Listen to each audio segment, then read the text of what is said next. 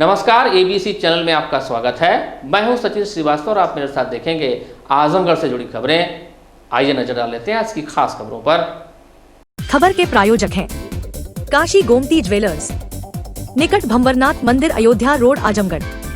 25 से 30 अप्रैल तक आभूषण मेला, अक्षय तृतीया के अवसर पर आकर्षक छूट। साई इंटरनेशनल स्कूल, पूरा Pande, Bhaduli Bazar, affiliated to ICSE board, new Delhi. Admission open. Sarvodaya public school, Harbanshpur, Azamgarh. Admission open for classes nursery to 9th and 11th। Dalim Sunbeam school, Tiwaripur, Mau road, Sidhari, Azamgarh.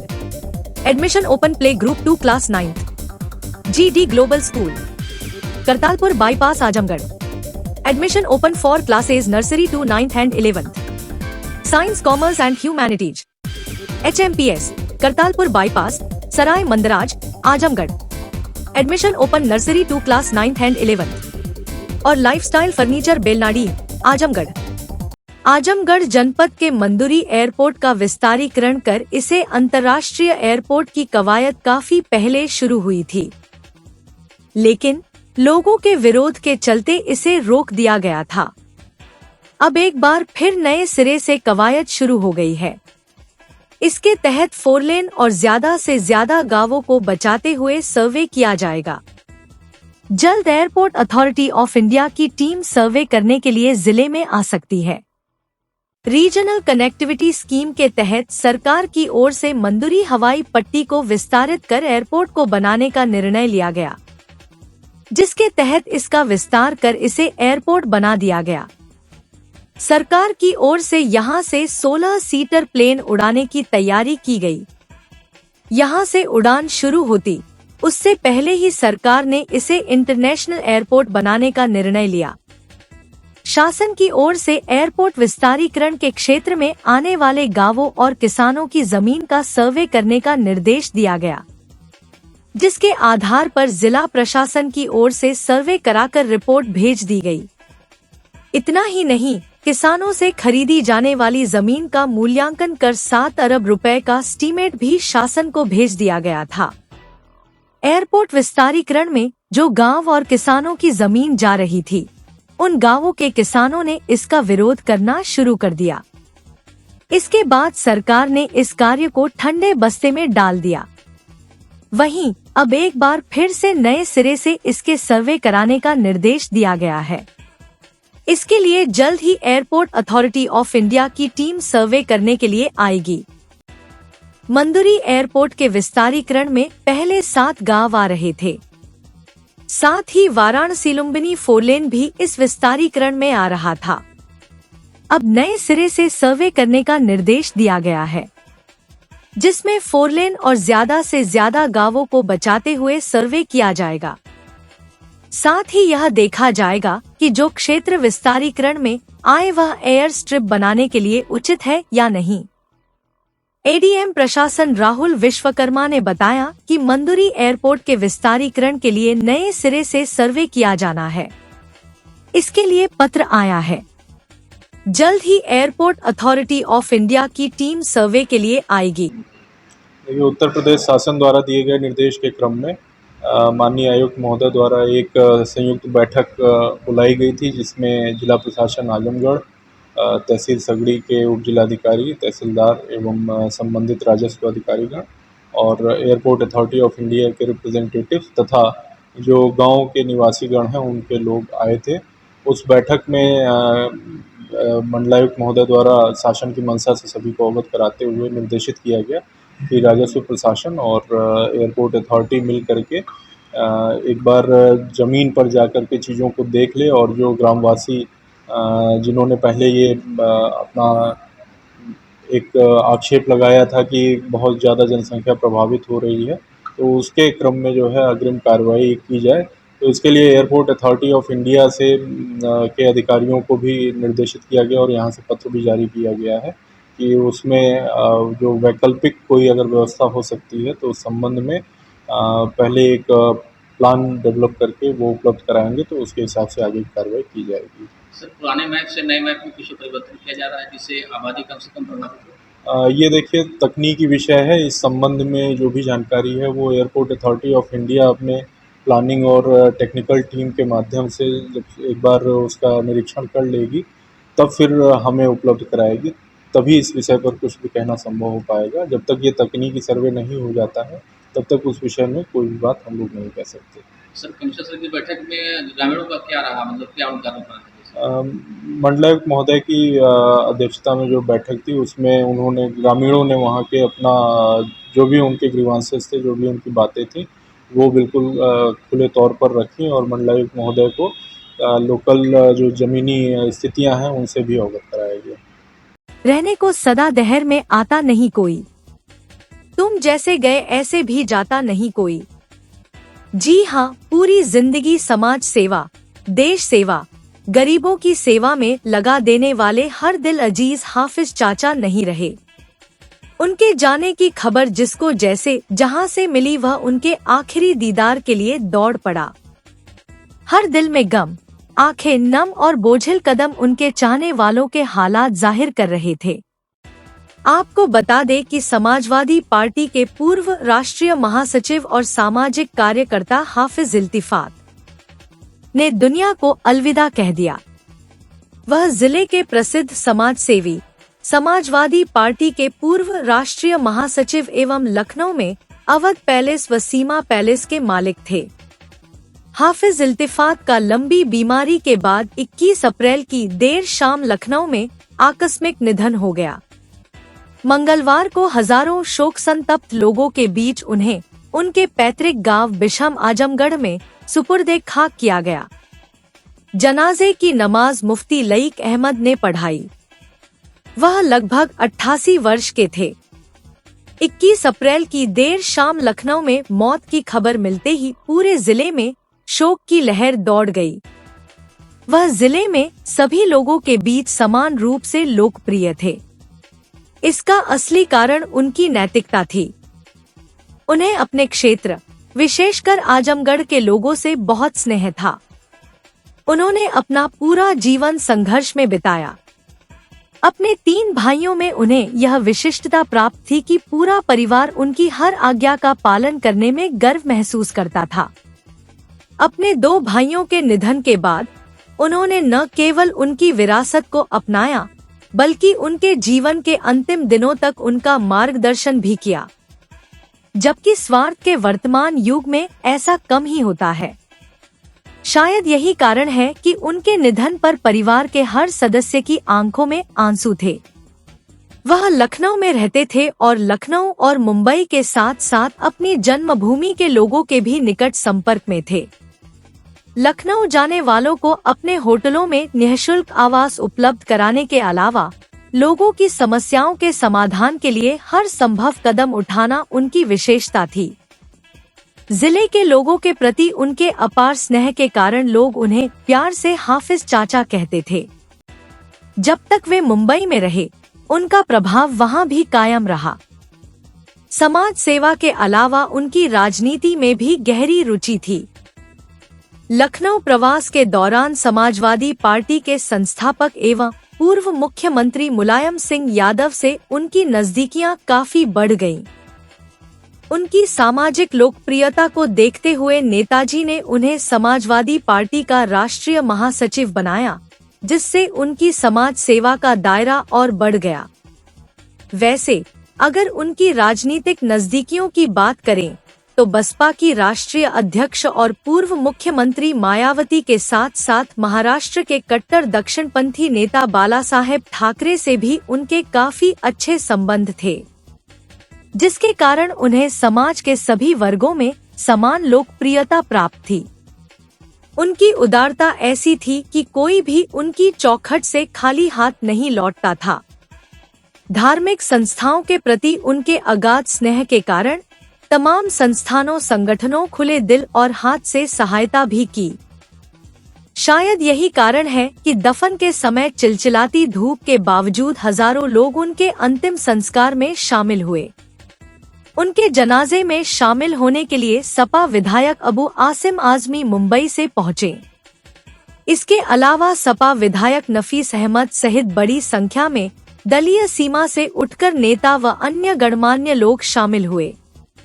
वह अपने पीछे 2 पुत्र नदीम अहमद उर्फ अच्छू और शमीम अहमद तथा 4 पुत्रियां छोड़ गए हैं। कैसे दुख व्यक्त कर? चचा मेरे नहीं, बल्कि मैं समझता हूँ कि पूरी कम्युनिटी के जो लोग भी वहाँ पहुँच जाए उनके सरपरस्त थे। लोगों को मदद करना, बंद मुट्ठी सबको देना, और उनके पास कोई पहुँच जाए, 1 आदमी से लेकर 100 आदमी तक पहुँच जाए, किसी वक्त भी अपने हाथों से खाना खिलाना, लोगों को काम दिलवाना, बम्बई हो, आजमगढ़ हो, लखनऊ हो, जहाँ भी कोई पहुँच गया चचा के पास, चचा ने हर आदमी को खुश किया। और जो आदमी एक बार मिल गया ना, तो उनका समझिए कि फ़ैन हो गया।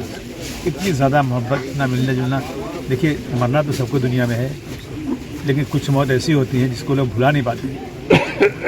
मैं जब बम्बई से आऊँ, चाहे 1 आदमी हो, 100 आदमी हो, चाचा इतनी खुशी के साथ, यानी इतना मुझे खुश करते थे कि अबू आसिम तुम आ गए, मेरे प्रति की बरकत हो गई। इतना अच्छा इंसान आज हमारे बीच में नहीं है। मैं ही नहीं बल्कि सारे लोग दुआ कर रहे हैं अल्लाह ताला उनको जन्नत फिरदौस में आला मकाम दे, और उनके परिवार वालों को, उनके फैमिली वालों को, सबको मिलजुल कर रहने की तौफीक दे, और उनको सब्र करने की तौफीक दे। ये क्षति जल्दी, ये जो उनकी कमी है ना, जल्दी पूरी होने वाली नहीं है, क्योंकि ये लाखों में एक इंसान थे, सबके सुख दुख में रहने वाले। बस हम दुखी दिल से यही कह सकते हैं कि जो यहाँ आया उसको जाना है।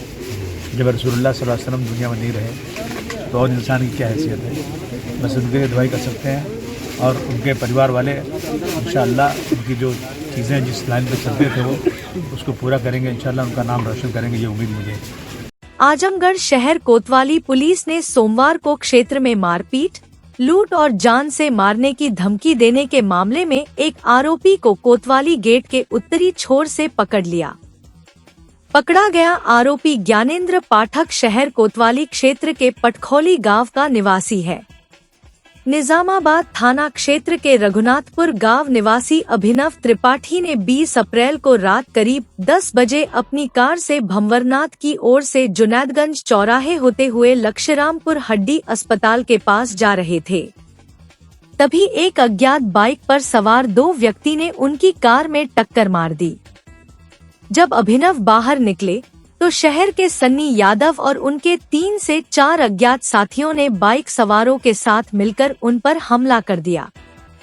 हमलावरों ने गैस सिलेंडर से अभिनव के सिर पर वार किया।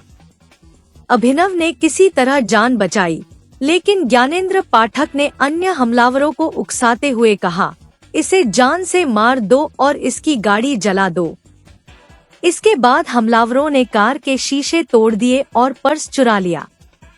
मारपीट में अभिनव की सोने की चेन और घड़ी भी गायब हो गई। हमलावर गाली गलौज और जान से मारने की धमकी देकर फरार हो गए। एक 4 पहिया वाहन और 2 पहिया वाहन के बीच में एक्सीडेंट के उपरांत मारपीट हुई है, जिसमें पुलिस के द्वारा 109 BNS का मुकदमा कायम किया गया है। इसमें एक व्यक्ति जिनका नाम ज्ञानेंद्र पाठक है, इनकी गिरफ्तारी की जा चुकी है। इसमें बाकी अज्ञात लोग हैं और एक सन्नी यादव नाम से लड़का नामजद है, इनकी गिरफ्तारी का प्रयास किया जा रहा है और शीघ्र ही अभियुक्तों को गिरफ्तार कर पुलिस के द्वारा वैधानिक कार्रवाई की जाएगी। मंगलवार को कलेक्ट्रेट सभागार में ADM प्रशासन राहुल विश्वकर्मा की अध्यक्षता में नारकोटिक्स की अवैध खरीद, बिक्री, भंडारण व तस्करी की रोकथाम को लेकर बनी समिति की बैठक हुई। बैठक में पुलिस अधीक्षक यातायात विवेक त्रिपाठी सहित समिति के सदस्यों ने भाग लिया। कमेटी की बैठक में मादक पदार्थों की तस्करी और खेती के रोकथाम व विभिन्न स्तर पर समन्वय और सहयोग स्थापित करने के लिए समिति के सदस्यों को निर्देश दिया गया। बैठक में अफीम व गांजा की खेती को लेकर सभी संबंधित पदाधिकारी को पैनी नजर बनाए रखने का निर्देश दिया। वहीं किसी प्रकार की सूचना पर अविलंब कार्रवाई का निर्देश दिया गया। पुलिस विभाग से समन्वय बनाते हुए आवश्यकता अनुसार विभिन्न स्थानों पर छापेमारी आदि करने का भी निर्देश दिया गया। जिले के सभी स्कूलों और कॉलेजों में नशा निरोधक जागरूकता अभियान कार्यक्रम चलाने का निर्देश दिया गया। जैसा कि आप अवगत हैं, नशीले पदार्थ खास करके जो अफीम से बने हुए नशीले पदार्थ होते हैं वो समाज के लिए बहुत बड़ा खतरा है। उनकी खरीद, बिक्री और प्रयोग को रोकने के लिए एक समिति प्रत्येक जनपद में बनाई गई है। उस समिति में हर विभाग के अधिकारी रहते हैं। विशेष करके जो स्कूलों से संबंधित विभाग हैं, जो समाज कल्याण से संबंधित विभाग हैं, पुलिस विभाग है, प्रशासन है, तो मिल करके ये प्रयास किया जाता है कि नशीले पदार्थों की बिक्री ना हो पाए, उनकी जो ऐसा काम करते हैं, जो उसकी बिक्री करते हैं, उनकी गिरफ्तारी हो और समाज में जागरूकता प्रसार किया जाए कि बच्चों में लत न लगे। जो लोग लती हो गए हैं उसके लिए मेडिकल विभाग के लोग भी आते हैं और उनके लिए डी एडिक्शन प्रोग्राम चलाया जाता है। तो इस संबंध में जनपद स्तरीय बैठक की गई थी, उसकी अध्यक्षता एडीएम प्रशासन साहब द्वारा की गई और पूर्व में जो कार्रवाई हुई है उसका समीक्षा की गई और आगे के लिए निर्देश दिया गया कि कैसे रोकथाम किया जाए। सर, युवाओं के लिए क्या संदेश है जो नशे में जकड़े हुए हैं? अफीम और उससे बने जो पदार्थ होते हैं या उससे बने जो सिंथेटिक पदार्थ होते हैं, इनकी विशेषता है कि यदि एक बार कोई इनको प्रयोग कर लेता है तो एक बार में ही उसकी लत लग जाती है। तो सभी अभिभावकों से और बच्चों से ये अनुरोध रहता है कि कभी इनका एक बार भी टेस्ट भी न लिया जाए। इनका कहीं खरीद बिक्री हो रही हो तो उसकी सूचना प्रशासन को दी जाए, स्थानीय पुलिस को दी जाए, गोपनीय सूचना दी जाए और अपने बच्चों पर नज़र रखी जाए, अपने परिवारीजन पर नज़र रखी जाए कि यदि उनके व्यवहार में कहीं से कोई परिवर्तन एकाएक आने लगा है, अलग अलग रहने लगे हैं, कमरे में बंद करके रहने लगे हैं और ठीक से खाना नहीं खा रहे हैं, अवसाद में हैं, ये सब लक्षण होते हैं कि व्यक्ति नशीले पदार्थों का सेवन कर रहा है। तो इसको इस तरह से पहचाना जा सकता है और इसको रोकने के लिए तत्काल कदम उठाने चाहिए, अन्यथा एडिक्शन हो जाने की स्थिति में समस्या बहुत बढ़ जाती है।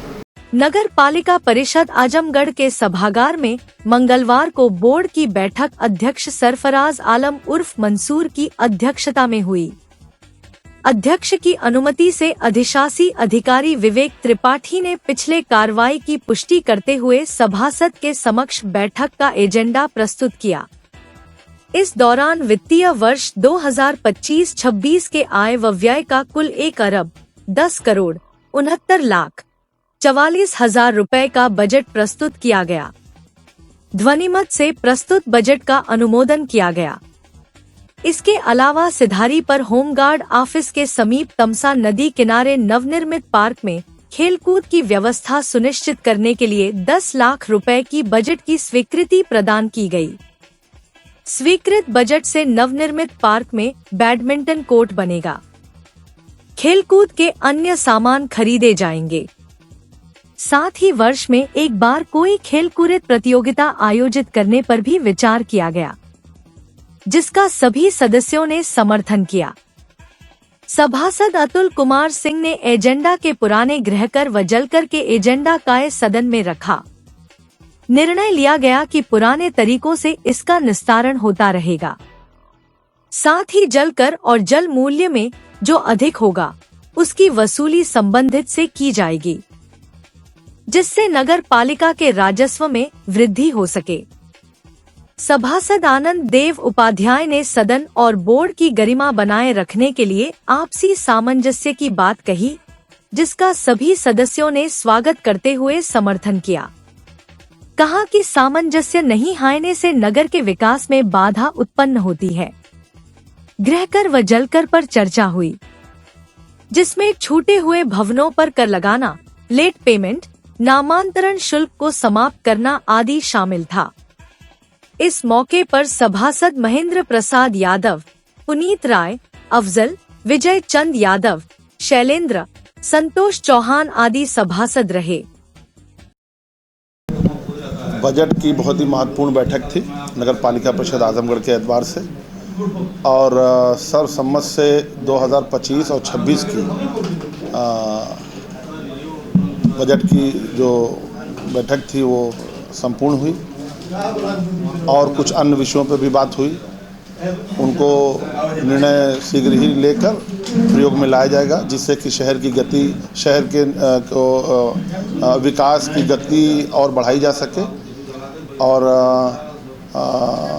सभी माननीय मेंबर साहब लोगों ने विकास के प्रति जो है विकास कार्यों के प्रति बहुत सहमति भी जताया है और जिस तरीके से एक मत होके इस बजट की बैठक को लोगों ने कामयाब बनाया है, उससे ये मैं कह सकता हूँ कि आने वाले दिनों में आजमगढ़ के सभी 25 वार्ड में विकास कार्यों में जो तेज़ी आएगी वो आप लोगों के सामने होगी, वो आपको दिखेगा।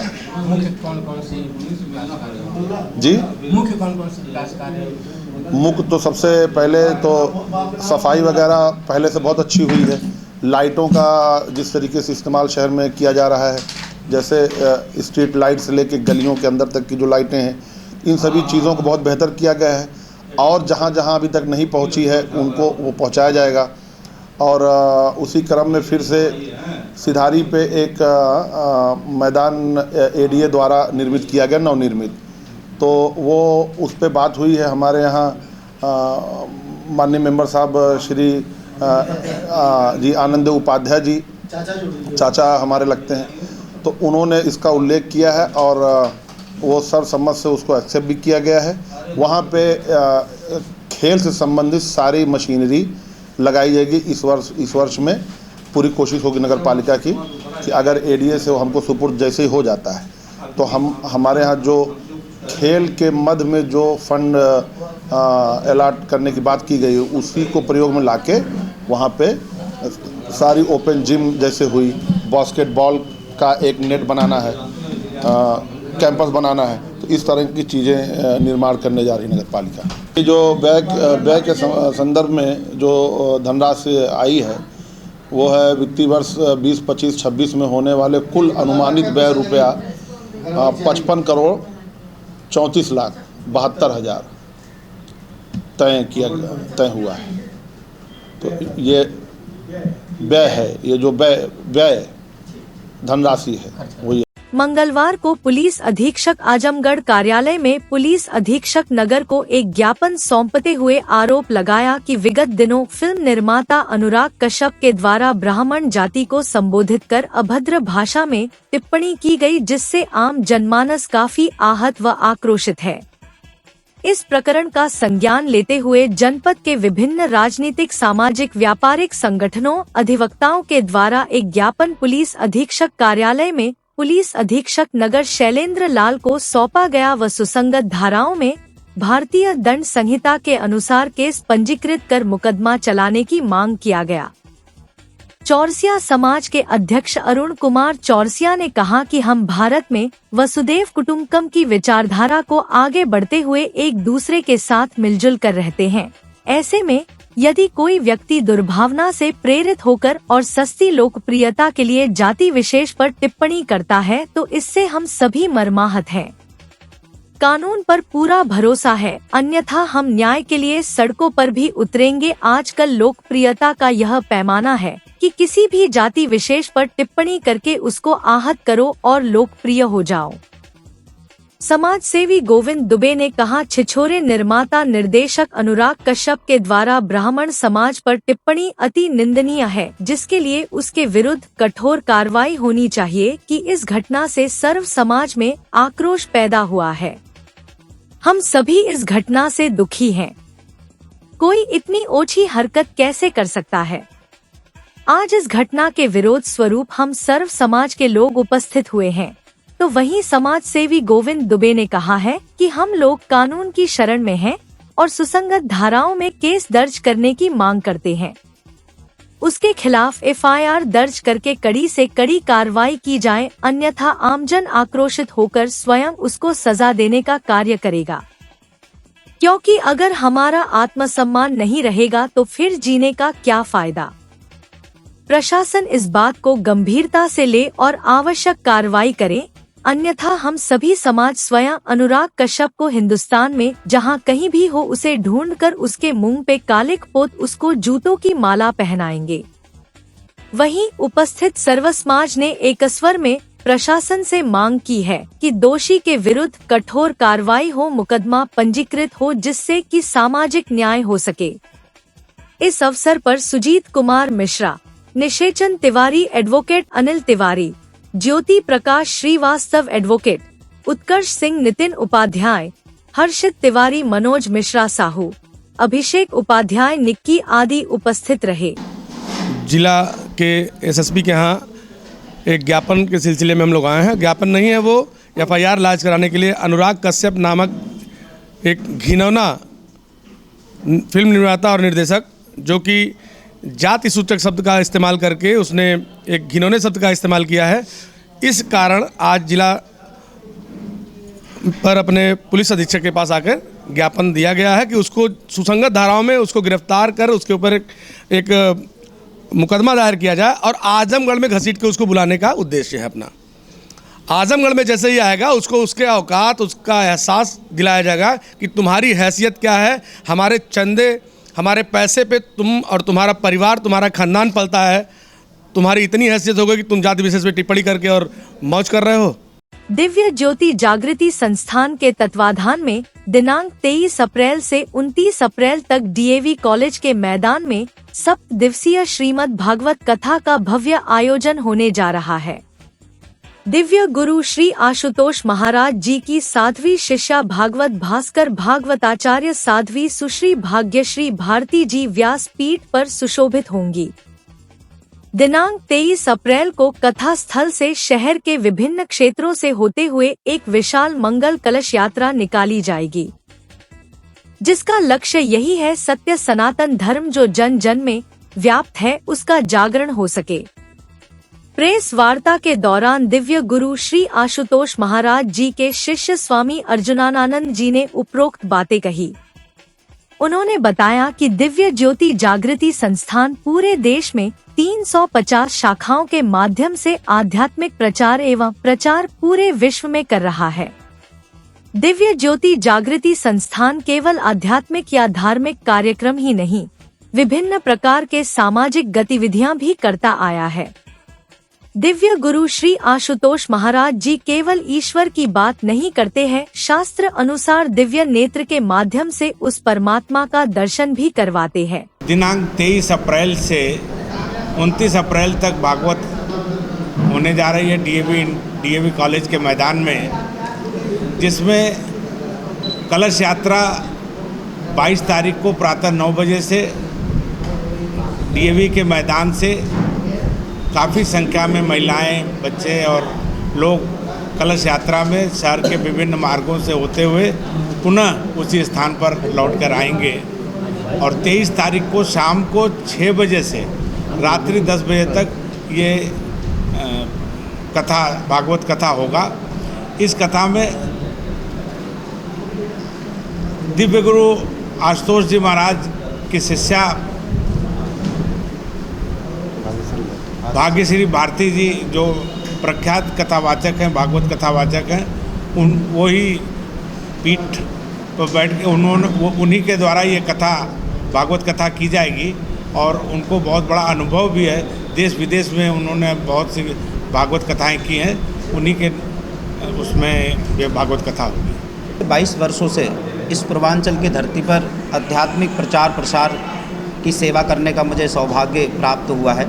यहाँ के जनता जनार्दन की सेवा करने का बड़ा परम सौभाग्य प्राप्त हुआ है और मेरा बहुत अच्छा अनुभव रहा है इस क्षेत्र में, क्योंकि ये धार्मिक नगरी है, धार्मिक क्षेत्र भी है। इसी श्रृंखला में दिनांक 23 अप्रैल से 29 अप्रैल सायं 6 बजे से 10 बजे तक डीएवी इंटर कॉलेज का प्रांगण रैदोपुर जिला आजमगढ़ में 7 दिवसीय श्रीमद् भागवत कथा का भव्य आयोजन सुनिश्चित किया गया है। हमारे गुरुदेव हैं श्री आशुतोष महाराज जी, जिनकी साध्वी शिष्या प्रथम बार आजमगढ़ की धरती पर आ रही हैं। उनका नाम है साध्वी सुश्री भागवताचार्य भागवत भास्कर भाग्यश्री भारती जी, जो पंजाब की धरती से वो आ रही हैं और उनके माध्यम से ये कथा का वाचन होगा। और उनका बहुत अच्छा अनुभव है कथा करने का। उन्होंने देश एवं विदेशों में जाकर के कथाएं की हैं, पंजाब के धरती पर बहुत कथाएं की हैं। पूर्वांचल की धरती पर बहुत सारी कथाएं की हैं और उनकी कथा कराने का सौभाग्य हमें प्राप्त हुआ है, हम उनकी व्यवस्थाओं में रहे हैं। और हमारे इस कार्यक्रम के जो यजमान है, मुख्य यजमान पे पोथी ऊपर विराजमान होती हैं, भागवत जी विराजमान होती हैं, आदरणीय हमारे सुधीर अग्रवाल जी। अचानक ही आपसे मुलाकात हुई और मतलब कि आपसे बातचीत करने के पश्चात ये हुआ कि आप बहुत सोशल व्यक्ति हैं, बहुत सहयोगी हैं और कल से ही लगे हुए पूरे व्यवस्था को करने के लिए। और ये था कि भाई कॉन्फ्रेंस में आपके बगैर हम लोग ना बोले तो अच्छा है, तो आपका प्रतीक्षा हो रहा था। तो आपका हम लोग ने देखा रिसर्च के माध्यम द्वारा भी कि उन्होंने काफ़ी सारे शिक्षा के क्षेत्र में उन्होंने काम किया है, उन्होंने सामाजिक धार्मिक अनुष्ठान में बहुत काम किया और आगे भी हम लोग मिलकर के बहुत सारे अध्यात्म के लिए कार्य करेंगे, ऐसा मुझे उनके माध्यम द्वारा ऐसा सुझाव भी प्राप्त हुआ। और हम इस कथा के माध्यम द्वारा पूरे आजमगढ़ में ये संदेश देना चाहते हैं कि देखो, धर्म या ईश्वर की चर्चा केवल श्रद्धा का विषय नहीं है, ये प्रैक्टिकल साइंस है। भगवान श्री कृष्ण जी कहते हैं कि ज्ञानम विज्ञान सहितम यज्ञत्वा मोक्ष से शुभात्। वो कहते हैं कि मैं इस ज्ञान को विज्ञान सहित प्रदान करूंगा, अर्थात हमारे गुरुदेव कहते हैं कि spirituality and science must go hand to hand, इन दोनों को साथ में लेके चलना पड़ेगा। केवल बातों से काम नहीं चलेगा, समाज का सुधार का कार्यक्रम केवल बातों से नहीं होगा, उसको प्रैक्टिकल ज्ञान चाहिए, प्रैक्टिकल अनुभव चाहिए, मतलब कि आंतरिक जगत में उस ईश्वर का दर्शन चाहिए उसे। अब देखिए, हमारे 40 जेलों में हमारे आश्रम में हीनियस क्राइम करने वालों को भी महाराज जी ने सुधारा है। कैसे सुधारा? प्रैक्टिकल ज्ञान के द्वारा, मेडिटेशन के माध्यम द्वारा। हम यहाँ पर प्रैक्टिकल मेडिटेशन सिखाते हैं, केवल बातें नहीं करते। जब दिव्य गुरु की कृपा से जब किसी के मस्तक में हाथ आता है, ये दिव्य नेत्र खुलता है, ये आज्ञा चक्र खुलता है। इस स्थान को I have the soul, I have the wisdom, दिव्य नेत्र, दिव्य चक्षु, अनेक नामों से पुकारा गया है शास्त्रों में।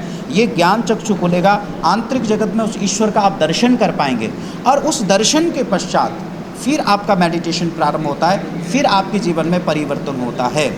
और दिव्य ज्योति जागृत संस्थान पूरे भारत में 350 से अधिक हमारे आश्रम हैं। हमारे पंजाब में 650 से 600 एकड़ से ऊपर वहाँ बड़ा आश्रम है हमारा। वहाँ पर हम गौ संवर्धन के लिए हम बहुत बड़ा कार्य करते हैं। हम क्षेत्रों में झुग्गी झोपड़ियों के लिए, स्लम एरिया के लिए, मतलब कि निःशुल्क शिक्षा के लिए हम लोग काम करते हैं। मेडिकल क्षेत्रों में हम लोग काम करते हैं, हमारे एम्स के साथ टाई अप है और हम लोग मिलकर के सारा समाज का कार्य करते हैं। और हम लोग चाहते हैं कि आजमगढ़ में भी इसी प्रकार के कुछ अच्छे कार्य ईश्वर हम लोग से करवा लें। हम लोग का ये मतलब भाव है और मुझे लगता है कि ईश्वर के क्षेत्रों में निकले तो उनकी कृपा और उनका आशीर्वाद हमें ज़रूर मिलेगा और आजमगढ़ में एक बहुत अच्छा आध्यात्मिक वातावरण बना सके। यही संकल्प लेकर के हमारी पूरी साधुओं की टीम यहाँ आई है। भाजपा जिला उपाध्यक्ष हरिबंस मिश्रा के नेतृत्व में भाजपा कार्यकर्ताओं ने हिंदू विरोधी रोहंग्या बांग्लादेशी घुसपैठियों की हितैषी बंगाल की मुख्यमंत्री ममता बनर्जी का पुतला दहन कर राष्ट्रपति शासन की मांग की गई। हरिबंस मिश्रा ने बताया कि बंगाल में हो रहे हिंदुओं के ऊपर हिंसा को लेकर पूज्य महाराज योगी आदित्यनाथ जी द्वारा बयान पर महाराज जी के ऊपर अभद्र टिप्पणी मुख्यमंत्री ममता बनर्जी द्वारा की गई, जिसका समर्थन सपा के मुखिया अखिलेश यादव द्वारा भी किया गया, जो दुर्भाग्यपूर्ण है। पुतला दहन करने वालों में भाजपा जिला महामंत्री ओबीसी मोर्चा मिथिलेश चौरसिया, सौदागर भारती, संतोष पासवान, रामनिवास सिंह, सूरज सिंह, शिव कुमार मौर्य, धीरेन्द्र सिंह, विशाल यादव, सूरज कुमार, चंदन तिवारी, प्रमोद मौर्य, हरिश्चंद्र चौरसिया, सुरेश यादव, राजन यादव, अभिषेक पांडे, अश्वनी मिश्रा, ओमकार पांडे रहे। बांग्लादेश में, पश्चिम बंगाल में लगातार हिंदुओं पर जिस तरीके से अत्याचार किया जा रहा है, उस पे पूज्य योगी आदित्यनाथ जी महाराज ने हिंदुओं के पक्ष में जब बोला तो वहाँ की ममता बनर्जी ने पूज्य महाराज जी को अपशब्दों का प्रयोग किया, अपशब्द बोला, जो दुर्भाग्यपूर्ण है। और इतना ही नहीं, यहाँ के एक संभ्रांत व्यक्ति हैं जो अपने को राष्ट्रीय अध्यक्ष कहते हैं, अपने पार्टी का मुखिया कहते हैं, अखिलेश यादव जी उनका समर्थन कर रहे हैं। ऐसे लोगों को चूड़िया भर पानी में डूब मरना चाहिए कि जो अपने प्रदेश के मुखिया बोल रहे हैं, मुख्यमंत्री जी बोल रहे हैं, हिंदुओं को प्रति बोल रहे हैं। क्या सपा में हिंदू नहीं है क्या? मैं पूछना चाहता हूं, आप लोगों के माध्यम से सवाल करना चाहता हूं कि सपा में उनके हिंदू नहीं है क्या? हिंदुओं पर जब प्रहार हो रहा हो, मुख्यमंत्री जी बोल रहे हो और उस हिंदुओं के खिलाफ जा करके उन्होंने ममता का साथ देने की बात कही है, दुर्भाग्यपूर्ण है। आरसीसी को लेकर के हम लोग आहत होकर के यहाँ पे ममता बनर्जी का पुतला फूके हैं और एक पत्र भी हम लोग माननीय राष्ट्रपति महोदय के भेजेंगे कि वहाँ पे राष्ट्रपति शासन लगाया जाए। ऐसे लोगों का कहीं पे सरकार चलाना उचित नहीं है। तो ये वोट बैंक की राजनीति जो कर रहे हैं उनको रोज वोट बैंक की राजनीति बंद करनी चाहिए। सर्व समाज में जिस तरीके से समभाव के साथ चलना चाहिए, लेकिन ये लोग वोट बैंक की राजनीति करते हुए बढ़ावा दे रहे हैं। आप देख लीजिए आजमगढ़ की स्थिति मैं फिर दोहराना चाहता हूँ। आजमगढ़ में देख लीजिए सपा के मुखिया आते हैं तो किसको बढ़ावा देते हैं? केवल उसी को बढ़ावा देते हैं जो अपराधी हो, जो आतंकवादियों में संलिप्त हो, जो ऐसे कृत्य करता हो, उसी को बढ़ावा दे करके कहीं न कहीं ये हम लोगों को या समाज को जो सही व्यक्ति है उसको न उसके यहाँ न जा करके केवल आतंकवादियों और आतंकियों या अपराधियों को बढ़ावा दे रहे हैं। ये दुर्भाग्यपूर्ण है। जन्म प्रमाण पत्र बनवाने में मरण हो जा रहा है। जी हाँ, छोटे बच्चों का जन्म प्रमाण पत्र बनवाना टेढ़ी खीर बन गया है।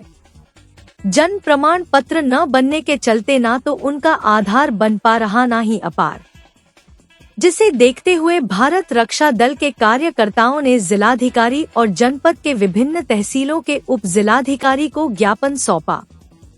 जन्म प्रमाण पत्र आधार कार्ड बनवाने में जनता को हो रही परेशानी को दूर करने और इसमें हो रही अवैध वसूली को रोकने की मांग की।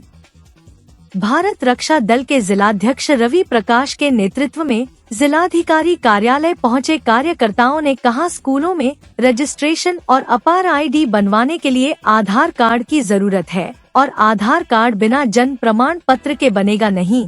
इसी जन्म प्रमाण पत्र और आधार कार्ड बनवाने में लोगों को बड़ी परेशानी उठानी पड़ रही है। गांव सचिव से तहसील स्तर तक काफी भाग दौड़ करना पड़ रहा, ऊपर से अवैध वसूली भी हो रही है। लोग त्रस्त है। इस परेशानी से निजात दिलाने के लिए कुछ दिनों तक एक टेबल से सारी कार्यवाही पूर्ण कर जन्म प्रमाण पत्र जारी करवाने की व्यवस्था की जाए। इस अवसर पर भारत रक्षा दल के हरिकेश विक्रम श्रीवास्तव ने कहा कि जनता के भागदौड़ की परेशानी और वसूली पर नियंत्रण नहीं हुआ तो इसे हम लोग सरकार तक पहुंचाएंगे।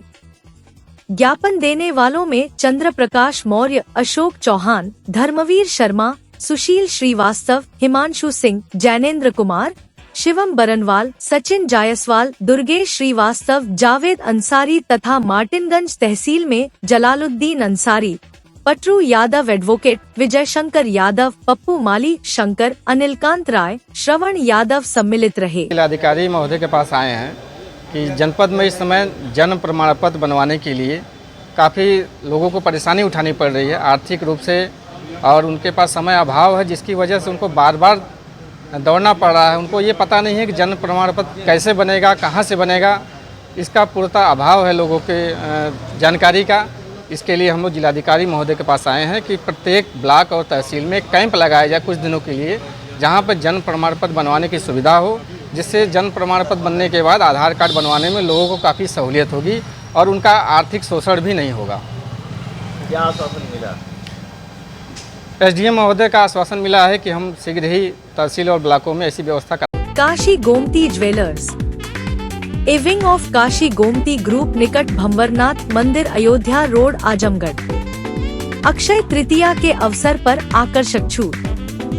आजमगढ़ में पहली बार आभूषण मेला 25 अप्रैल से 30 अप्रैल तक। गोल्ड, डायमंड और सिल्वर के 2000 से अधिक बेमिसाल collection.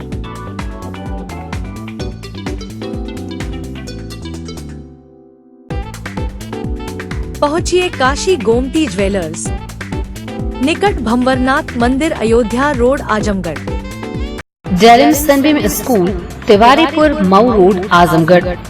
Admission open for new session, play group to class 9। Special features, smart class available, science, computer lab and library, indoor and outdoor sports facilities, experienced teachers, monitoring with CCTV camera, transport facility. Give your child a quality education. Dalim Sunbeam School, Tiwaripur, Mau Road, Azamgarh. Sai international school, जहां हर दिन एक नई शिक्षा की शुरुआत है। Modern education system, smart classrooms, expert teachers और एक ऐसा एनवायरनमेंट जहां हर बच्चा अपने सपने सच करता है। पढ़ाई के साथ साथ स्पोर्ट्स, आर्ट और एक्स्ट्रा एक्टिविटीज। आजमगढ़ का बेस्ट इंग्लिश मीडियम स्कूल, जहां हर बच्चे को मिलता है परफेक्ट एजुकेशन। एडमिशन ओपन आज ही जुड़े साई इंटरनेशनल स्कूल से, जहां हर कल नई उम्मीद के साथ रोशन होता है। Lifestyle furniture, Belnadi, Azamgarh. सभी प्रकार के फर्नीचर एवं इलेक्ट्रॉनिक सामानों की भरपूर रेंज उपलब्ध। हमारे यहाँ EMI की सुविधा 0% ब्याज पर उपलब्ध। इलेक्ट्रॉनिक सामानों में LED TV, refrigerator, washing machine, air conditioner, air cooler, deep freezer, water cooler, mixer juicer, iron, fan, induction, battery, inverter, electric geyser, gas geyser, आटा चक्की इत्यादि। फर्नीचर के सामानों में बेड, गद्दा, सिंगारदान, अलमीरा, sofa, table, chair, rack, stool, संदीली, सीढ़ी, डाइनिंग टेबल, झूला आदि। शादी विवाह की हो तैयारी या ऑफिस और घर के लिए सामानों की करनी हो खरीदारी, पहुँचिए lifestyle furniture, Belnadi, Azamgarh. Harishchandra Mishra public school Kartalpur bypass, Sarai Mandraj, Azamgarh. Affiliated to CBSE new Delhi. Admission open nursery to class 9th and 11th। जिले का एकमात्र फुली एयर कंडीशन स्कूल। अनुभवी टीचिंग स्टाफ, स्मार्ट क्लासेस, सभी कक्षाओं की CCTV से निगरानी। केमिस्ट्री, फिजिक्स, बायोलॉजी, कंप्यूटर और मैथ की अत्याधुनिक लैब। हरा भरा खेल का मैदान, स्विमिंग पूल, योग और ध्यान केंद्र। Transport facility available. अच्छी तरह से सुसज्जित ऑडियो विजुअल के साथ 100% डिजिटल परिसर। विशाल पुस्तकों के संग्रह के साथ library. HMPS, Kartalpur bypass, Sarai Mandraj, Azamgarh. GD Global School Kartalpur Bypass Azamgarh. Admission open for classes nursery to 9th and 11th. Science, Commerce and Humanities. Special offer for new students: 100% waiver on admission fee for classes nursery to UKG. 100% discount on admission fee on third child. 50% discount on admission fees for classes 1st to 2nd. 25% discount on admission fees for classes 3rd to 8th. For admission contact GD Global School Kartalpur Bypass Azamgarh. Sarvodaya public school Azamgarh में आपका स्वागत है, जहां हर दिन एक नई शुरुआत होती है। यहाँ आपके बच्चे की अच्छी शिक्षा और बेहतर भविष्य के लिए नई शिक्षा नीति 2020 के अनुरूप पाठ्यक्रम है और इससे जुड़ी सभी सुविधाएं उपलब्ध हैं। यहाँ sports, horse riding, dance classes जैसी यूजफुल एक्टिविटीज तो होती ही हैं, साथ ही लाइब्रेरी, म्यूजिक और आर्ट एंड क्राफ्ट के थ्रू भी बच्चों की क्रिएटिविटी को स्पेशली बढ़ावा दिया जाता है। बच्चों को तकनीकी दुनिया से जोड़े रखने के लिए स्मार्ट क्लासेस, रोबोटिक्स और कंप्यूटर लैब्स उपलब्ध हैं। छोटे बच्चों के लिए अलग से प्ले सेट एरिया है और एक्टिविटी रूम की व्यवस्था है। सर्वोदय स्कूल में बड़ी क्रिकेट एकेडमी के साथ ही हेल्थ और वेलफेयर क्लब भी है, जहां पर बच्चों को सेहतमंद और खुश रखने की पूरी कोशिश की जाती है। 6th क्लास से गर्ल्स के लिए सेपरेट क्लासेस और बिल्कुल सुरक्षित स्कूल बस सर्विसेज, वो भी GPS के साथ सभी रूट्स के लिए अवेलेबल है।